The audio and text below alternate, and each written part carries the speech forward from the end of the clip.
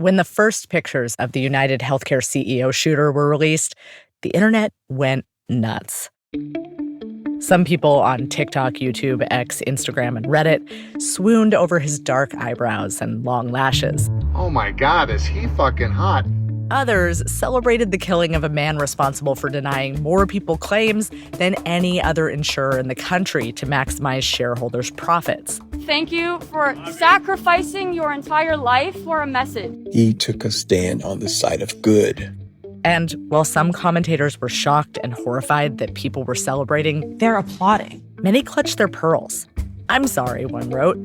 Prior authorization is required for thoughts and prayers. But besides the eyelash aficionado and healthcare justice crowd, there was another part of the internet that was abuzz. Because even from that grainy video the police released, members of certain specialized forums correctly identified the weapon as a Glock-style ghost gun that was in part 3D printed. I'm Lacey Healy, and today on Things That Go Boom, we take a deep dive into the terrifying world of 3D printed guns. And we ask, are we wrong to be scared?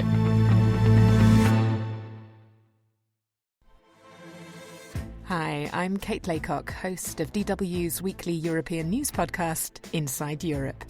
Our correspondents were there when the Berlin Wall fell, when the Balkans Wars broke out, and when Britain voted to leave the European Union. Now the continent is changing again, and we're rising to the challenge with our weekly combination of expert analysis and on-the-ground reporting. Find Inside Europe wherever you get your podcasts.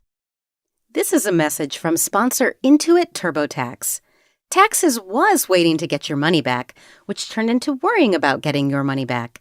Now, Taxes is matching with a TurboTax expert who can do your taxes today and help you get up to a $4,000 refund advance loan fast. Get an expert now on TurboTax.com. Only available with TurboTax Live full service. Refund has $0 loan fees and 0% APR. Refund advance loans may be issued by First Century Bank N.A. or WebBank. Terms apply, subject to credit approval. This message is brought to you by Apple Card. Apple Card is everything a credit card should be. It's easy to manage, built to be secure, and gives users up to 3% daily cash back on every purchase. The best part about Apple Card is applying is quick and easy. Apply in the Wallet app on iPhone and see your credit limit offer in minutes. Subject to credit approval, Apple Card by Goldman Sachs Bank USA, Salt Lake City branch. Member FDIC. Terms and more at applecard.com. So, okay, let's start with the basics. What does a 3D printed gun look like? You have 3D printed guns that look indistinguishable from conventional firearms, particularly the FGC-9, which when printed in black plastic does look like a semi-automatic rifle, which of course it is. This is Lizzie Dearden. She's a British journalist specialized in the new technology that helps criminal gangs and terrorists operate. At the other end of the spectrum, you have 3D printed guns that basically look like toys. I've seen them printed in bright orange, bright blue, or Barbie pink, even ones that are completely lethal. And these colors are not just for self-expression. They also let people show off their creations on social media without being flagged. Because who would flag something that's so obviously a toy? So far, so reassuring. Let's get to the next question. How easy is it to make one of these guns? Well, Lizzie didn't know exactly. In the UK, even just downloading the instruction manual can get you prosecuted. So we reached out to a man who did know, a Canadian expert named Frank Grosspietsch. Frank is an international consultant on all things ghost gun, which includes the 3D printed kind. Here's our producer, Helena de Groot. So how do you make one of these guns? Like, where do you start? So you buy yourself a printer. Actually, just for fun, why don't we do that? So Frank grabs his phone. And I'll go Facebook, go to Marketplace, and boom, let's see. Creality, very good printer, $500 just down the road. $250, $200, $125, $80. And then I can go to various websites. This is all open source. It's all out there. And then I punch in what I'm looking for, and I can immediately download the file. And then I put that into the printer and hit print. And away it goes. Neat little story. I had a 14-year-old boy in northern BC, no illicit,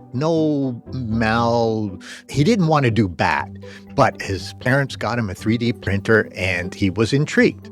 Smart kid, and he built this entirely 3D printed handgun. 3D printing guns has not always been so easy that a 14-year-old could do it. Only a few years ago, if you wanted a gun that wouldn't blow up in your hands after a round or two, you had to print certain parts and buy the others. Magazines, triggers, barrels. Easy enough in America, but not in a place with strict gun laws, like much of Europe. But say you got all the parts. You still needed to assemble them, which often meant doing some metal work and sanding to get everything to fit. It took real dedication to make a 3D printed gun. But that all changed in March of 2020. That's when a man who went by the name Jay Stark released the blueprint for a 100% homemade semi-automatic rifle, the rifle Lizzie mentioned earlier, the FGC-9. So what does FGC-9 stand for? Can I swear? Oh, yeah. Okay, cool. The FGC-9 stands for Fuck Gun Control 9mm. The FGC-9 was a game changer.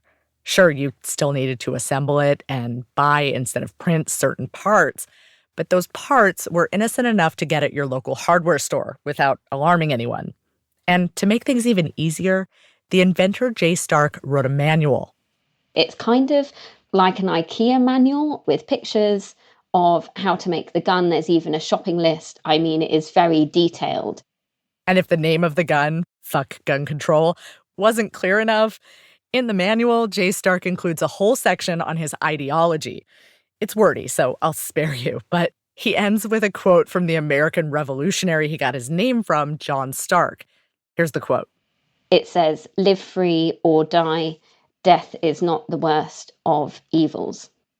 And if you ran the STL files through a 3D printer as they appeared, it would actually print "Live free or die" on the gun. One thing is clear. Jay Stark did not want people to know who he was, but he sure wanted people to know what he thought. So he went on podcast after podcast. Here he is on one called E-Militia. The right to defend yourself is a natural-born human right, in my humble opinion. But unfortunately for me, I was born in this hellhole called Europe. And in Europe, there is no Second Amendment. So I thought to myself, you know what? Fuck it, I'm gonna make my own firearms. A few months before that, on a YouTube channel, he was asked if he had any doubts about what he was unleashing. This was his answer. So the thing about firearms and gun rights is that it's always a trade-off of safety and liberty. And for me personally, liberty is much more important in my life. If I'm not free, if I'm on my knees, I would rather die. That's the reason why our motto or slogan is "Live free or die." And that's all we are about. And for me personally, even if there is a criminal that builds a FGC-9 and does something with it, I don't care, because you know why? Maybe there's some other guy who liberates his hometown. It's all about what the people out there do. It's all about what the people out there do sounds a lot like a phrase we've all heard before. Guns don't kill people, people kill people. The other phrase you hear all the time is the only thing to stop a bad guy with a gun is a good guy with a gun. Jay Stark believed this too, only he dreamed bigger. Because he was convinced that his gun would stop not just a few bad guys, but entire bad regimes. The FGC-9, I mean, it's a tool which you can actually strike fear in the heart of tyrants. A year after that interview, the inventor of the FGC-9 went dark. No more podcast interviews, no more posts on gun forums, nothing. 4 months later, the German magazine Der Spiegel reported what happened. Jay Stark, they wrote, was really a 28-year-old man from Hanover called Jacob Doigu. The police had raided his apartment and found a 3D printer, several mobile phones, hard drives, and a laptop, but no weapons. They arrested him, then let him go. 2 days later, Jacob Doigu, a.k.a. Jay Stark, was found dead in his car. According to the coroner's report, the cause of death was inconclusive, but that did not stop the 3D printed gun community from speculating. Many were convinced that he had been murdered. After all, that's what Jay Stark used to say would happen to him for inventing the FGC-9. This is from about a year before he died. I'm the target. I'm putting the marker on my head, come on, shoot here. Because I'm the guy who says, live free or die, and I live it.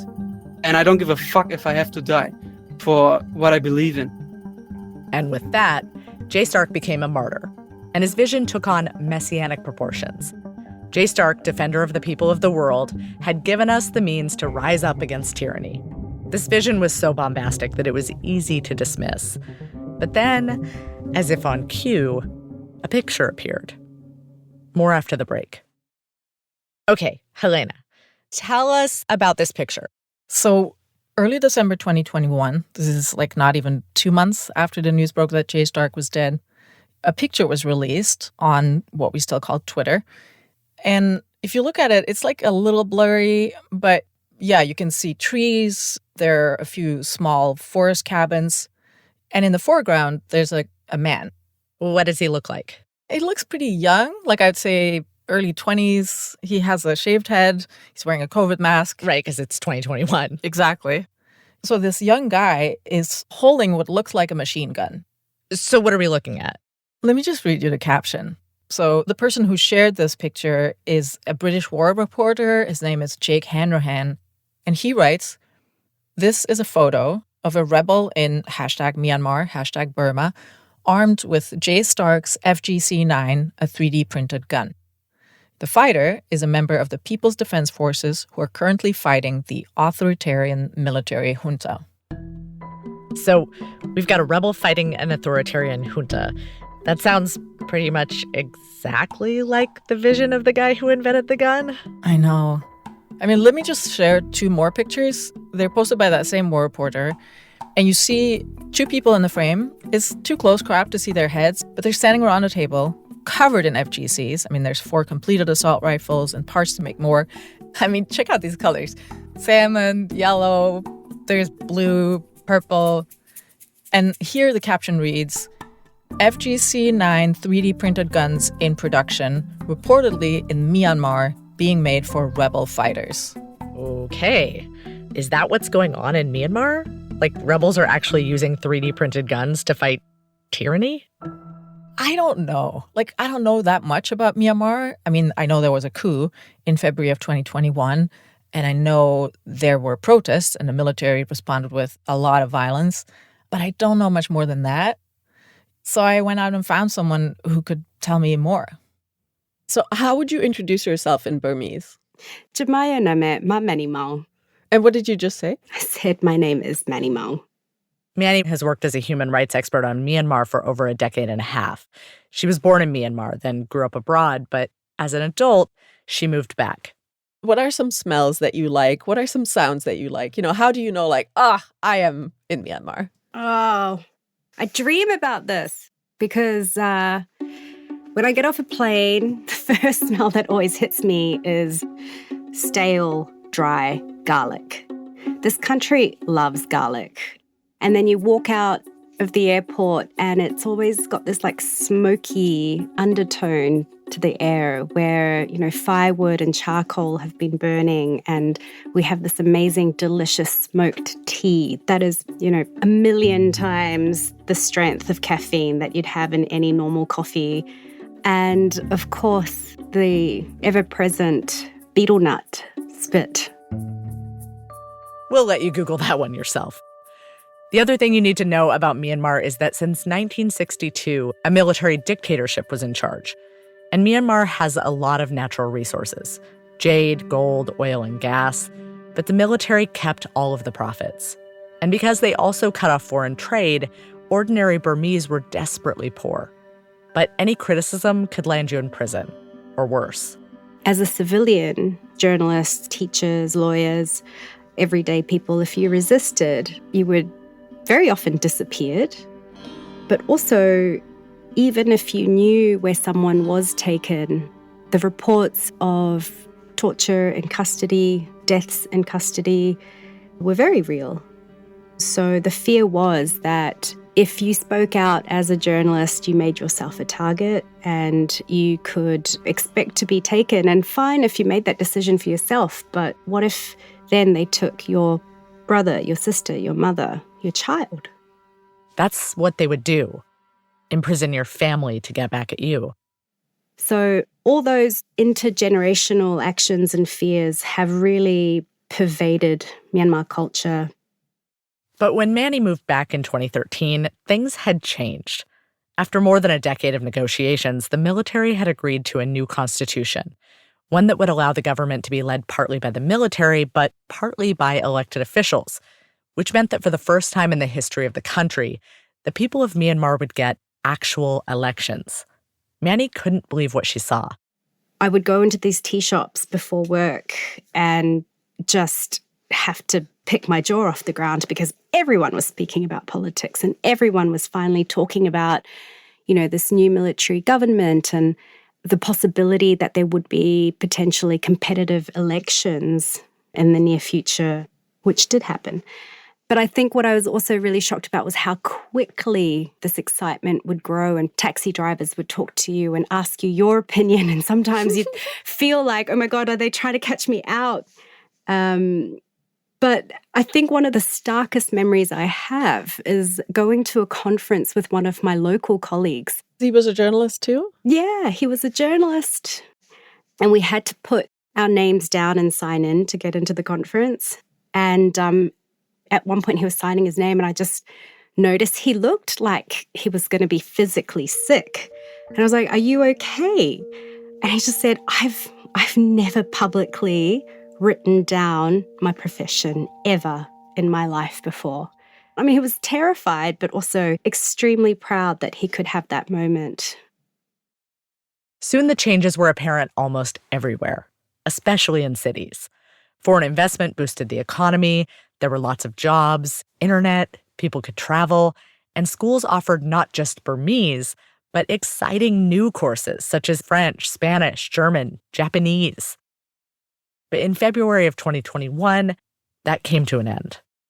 After nearly a decade sharing power with civilians, Myanmar's military staged a coup, setting up checkpoints, taking over TV stations, which played military propaganda, and detaining civilian officials, including their leader, Aung San Suu Kyi. All over the country, millions of people came out in peaceful protest. And it was all pretty uplifting to see how so many different people from professions and backgrounds had coalesced together to show en force just how much they disapproved of this move by the military.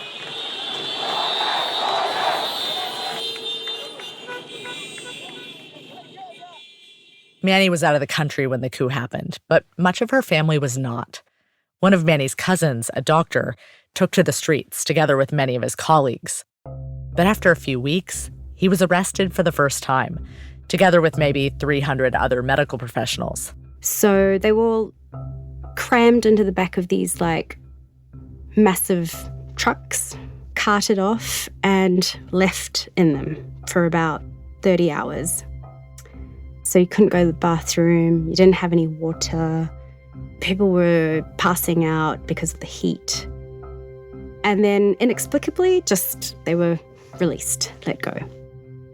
Another one of her cousins was arrested, but no one knew what happened. For months, his family searched. Then he was released. His family decided that it was time to flee to the Thai border, which meant through the jungle.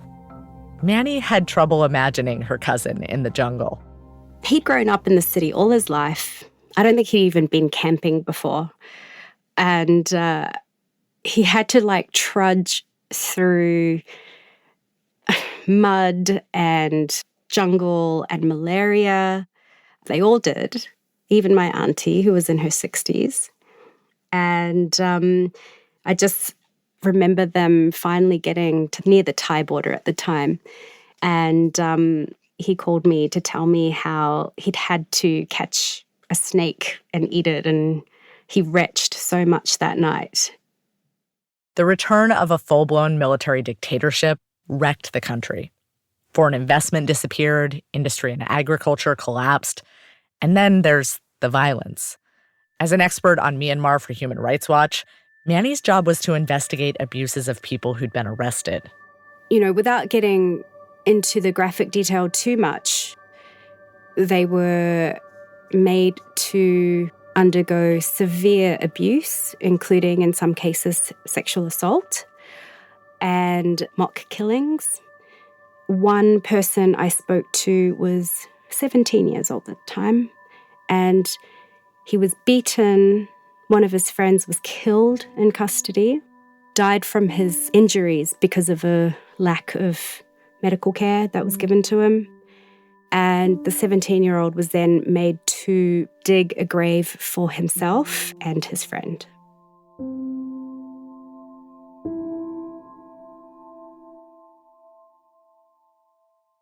In the 4 years since the coup, about 3.5 million people have been internally displaced. And many, especially tens of thousands of young people, have fled the country altogether. But not all young people. Some decided to stay and fight. It's really jarring at just how young some of them are, because they must have been teenagers when the coup happened, 15, 16 at the time, and now only just in their 20s. But this generation, the Gen Z generation, they're the ones who are fighting for returning to this period of hope, because that's what they grew up with and that's what was taken away from them. And it's an amazing array of people who have decided to do this. I mean, so many of them are just normal young people who were studying, who were artists, who were helping their family members set up businesses. And in the blink of an eye, they've lost it all and had to make this decision to try and do something for their own country. And do you know any of those resistance fighters personally? I won't name them and I won't say, of course, who they are, but there's one guy I know. Rebel Lion လို့သုံးလို့ရပါတယ်ဗျ Rebel Lion ပေါ့အဲ့လိုလေသုံးလို့ရတယ် This resistance fighter goes by the name Rebel Lion. In his Facebook profile pictures from before the coup, he looks like a very sweet punk rocker. Young, shy smile, neatly shaved head, eyebrows with slashes in them, and a lot of tattoos. Neck, full sleeves, back, thighs. He's passionate about tattoos. He even works as a tattoo artist. Tattoo studio မှာ tattoo ထိုးပါတယ် And in many of his videos, you see him in action, tattooing or drawing. He's really good at drawing faces. When the coup happened, he was 21. And by his own admission, not particularly politically engaged. But he saw what was happening at the peaceful protests. People that he loved were beaten and arrested. Then a video appeared on social media. Soldiers standing on a bridge overlooking the protesters, their assault rifles drawn. You can hear one of them say, "Just shoot them in the head." ဘာကြောင့်လဲဆိုရင်အကြောင်းပြချက်က One day, Rebel Lion couldn't take it anymore. He had to do something. So in October, 8 months after the coup, he went to his mother to ask for her blessing to go and fight. တကူတော့လုံးဝဖြစ်မယ်နောက်ဆုံးကျွန်တော်အမေကို I said, Mom, we know it's just getting worse. We know the police will join them sooner or later, and everyone will have to worry. ဒီရဲလူတွေအကုန်ပါလိမ့်မယ်တားတို့မိသားစုမှာတယောက်ကတော့ဆွန့်လွတ်တင်တယ် In the family, we could have one son who resists, one son who takes part in the revolution, and it should be me. That's my wish. တားတယောက်တော့ဒီတော်လန်ရေးထဲမှာအကောင်းဆုံးပါဝင်မယ်ဆိုတာကိုတားရှိစေချင်တယ် His mother understood that this would mean he wouldn't be able to come and go as he pleased. It might even mean that he would never come home. But she knew her son. He'd always thrown himself into things fully, and this would be no exception. So she told him that if that's what he really wanted, she would give him her support. Soon after, he left. But even though Rebel Lion wanted to fight, actually doing it took a lot. ပထမဆုံးအချိန်ကိုပြန်သွားရရင်ပြစ်ဖို့ကိုကျွန်တော်မပြောသေးပါဘူး Thinking back to the first time I had to use a gun, don't even mention the shooting. I'd never seen a real gun in my life up to that point, let alone held one. I'd never held something that could take someone's life away. My hands shook so much.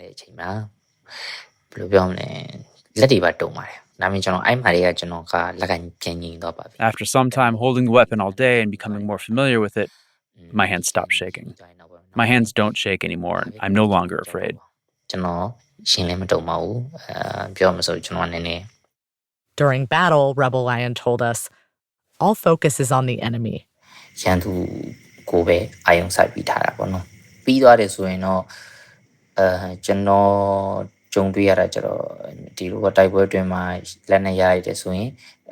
Maybe after the battle, I'd brag a bit. If we've been lucky enough to confiscate weapons, then we'd brag even more. You know how it goes, bragging rights. Sometimes, if our more junior guys fell or were injured, I would help with sending them to the hospital or administering first aid. Of course, you'd feel terrible, but you couldn't think too much about it during the fighting.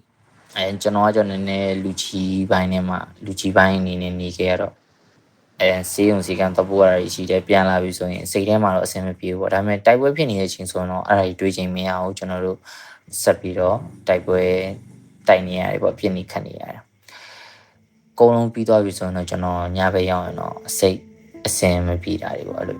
the heat of the battle is over and you're thinking about it all night, it's pretty awful.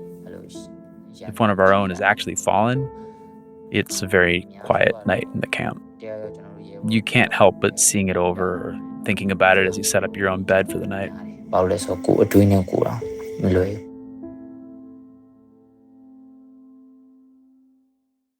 It's now been 4 years since the coup. 4 years that Rebel Lion and the other Gen Zers, together with a ragtag collection of armed ethnic groups, have been fighting the military junta. And the losses, both among the fighters and the general population, have accumulated. It's difficult, as usual in these situations, to get precise numbers. The official death toll since the coup stands at about 6,000. But according to independent news outlets such as English language Myanmar Now and Radio Free Asia, estimates could be as high as 50,000 people killed since the coup. And that's not counting those who have disappeared, who might have been killed or detained somewhere without their loved ones knowing where. And for the fighters, conditions are anything but easy. They have to figure out their own way to get food and supplies. They move around tropical jungle areas that are malaria infested. And when they're wounded, they have very little access to healthcare. Last year, Rebel Lion got ambushed. His leg was hit, and he could no longer fight. He doesn't like talking about what happened. All he wanted to say is that he got really depressed. He even thought about suicide. Today, he's in a wheelchair. But while the price they pay is high, the resistance fighters have also made incredible gains. They seem to be garnering more support and strength rather than losing it. They have encircled major cities and major towns, and they have a very clear plan that they want to move into the center of the country and take over the capital. But if you'd asked me this, 4 years ago, if they would be able to hold the ground, I would have said no. Honestly, I thought that it would not last for more than 6 months at the time. I was like, this is insane. If you stick me in a jungle and hold a gun, I don't know which way to hold it, But my goodness, like the sheer tenacity of these young people, I have so much pride in them, but it was a surprise. We could have talked to Rebel Lion for many more hours, but his internet access was spotty to say the least, so we asked him one more question. What about 3D printed guns? I'm not sure what these are.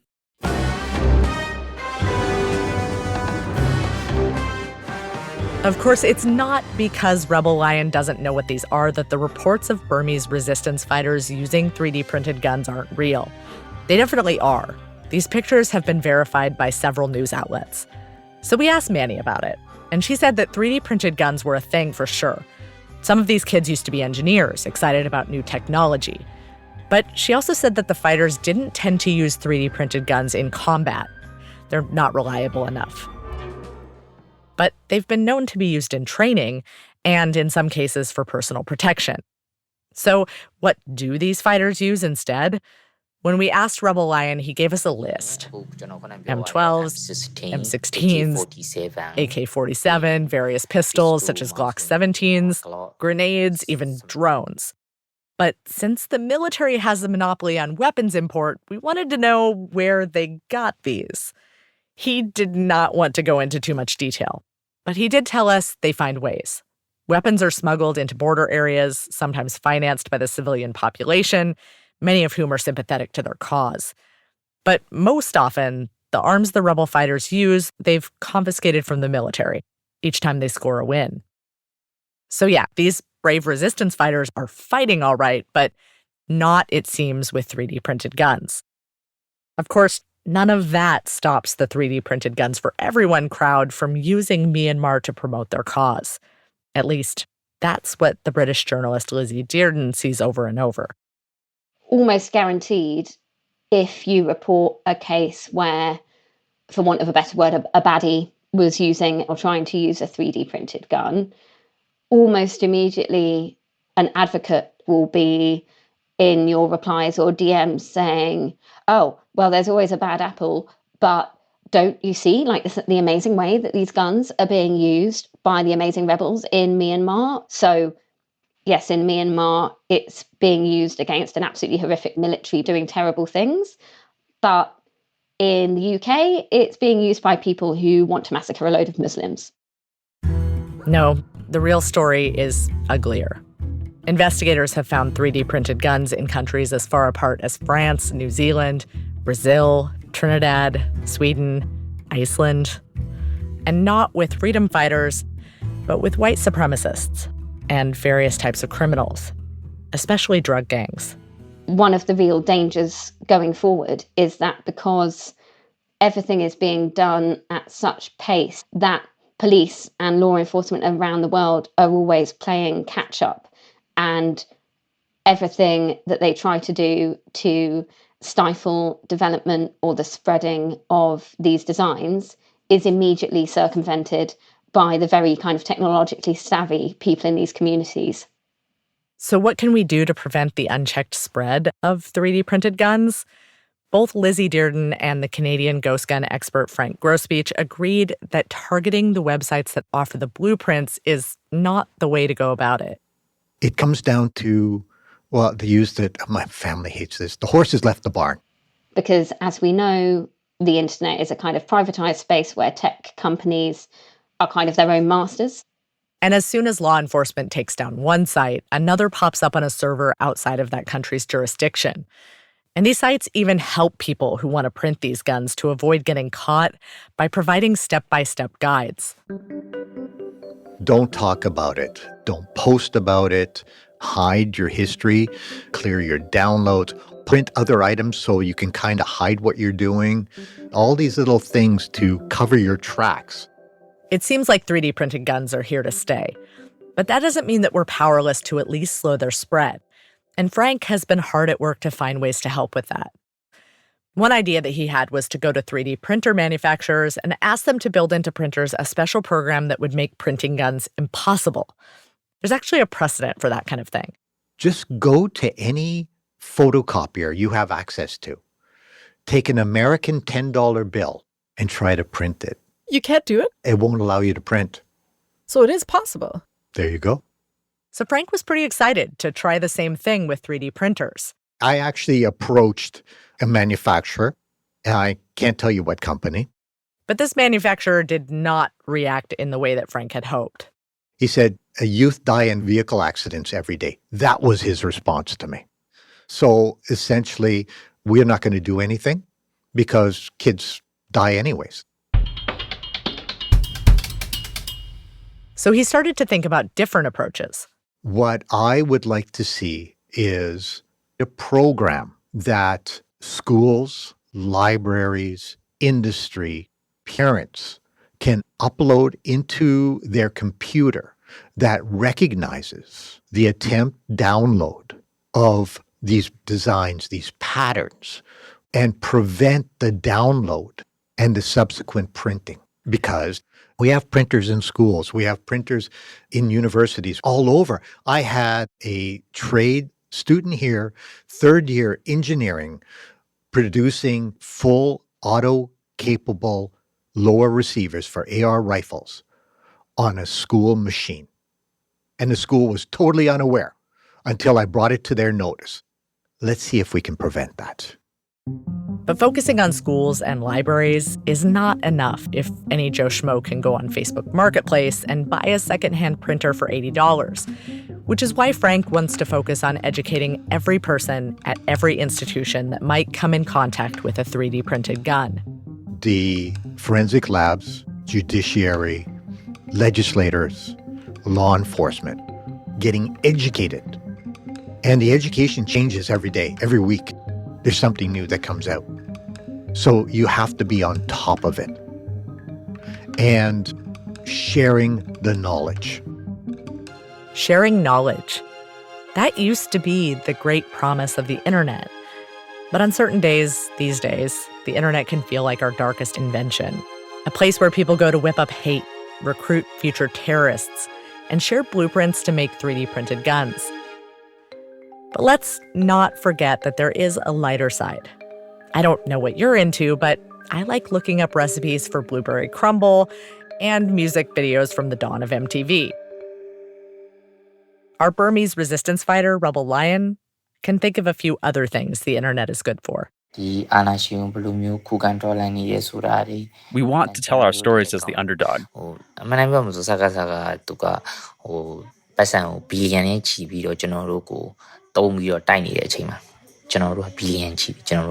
The junta has billions of revenue behind it while they fight us, but we don't have billions to fight back. Yet they keep losing. We've been able to gain more ground, win more battles against the dictator. At the end, they will fall. But for that to happen, we need to be able to keep the support going to sustain this momentum. So what we need help with is getting the news out and getting help from people who can spread the news.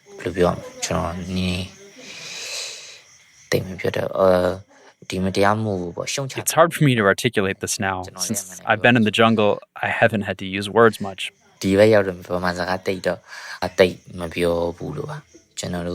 please, help us win. Help us against this aggression.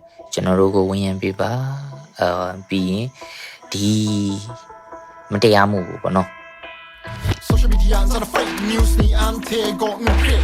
Om de känner luja ante gången kring. Men disto dashlada bonba nagdenga ante go ante shasai grana langa. Shante ni jasha nantwe. Lolo luna go ndwe. Nani mi matai galwe. Yolomya luna go ndwe. Things That Go Boom is distributed by Inkstick Media and PRX. This episode was produced, written, and sound designed by Helena de Groot, with editing from me.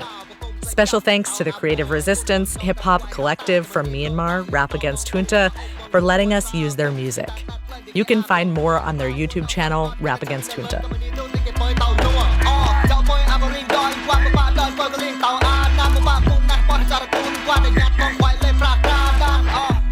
All other music you heard was composed by Darian Schulman, and Robin Wise makes our show sound its very best. Thanks also to Rebel Lion for talking to us from the jungle, and to Brendan Baker for voicing the English. Thanks to Manny Maung, who helped us get in touch with Rebel Lion and translated our conversations, Frank Grosspietsch and Lizzie Dearden, whose latest book is about terrorist plots that were foiled. That book is titled Plotters. Thanks, as always, also to our supporters, the Carnegie Corporation of New York and Plowshares Fund, as well as the Colomb Foundation, Craig Newmark Philanthropies, Prospect Hill Foundation, and the Jubitz Family Foundation. We'll see you right back here in 2 weeks for our next episode.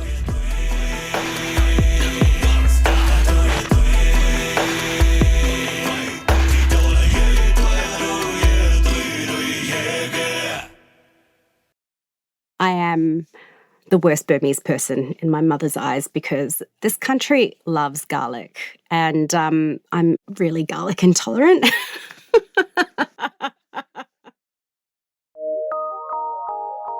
From PRX.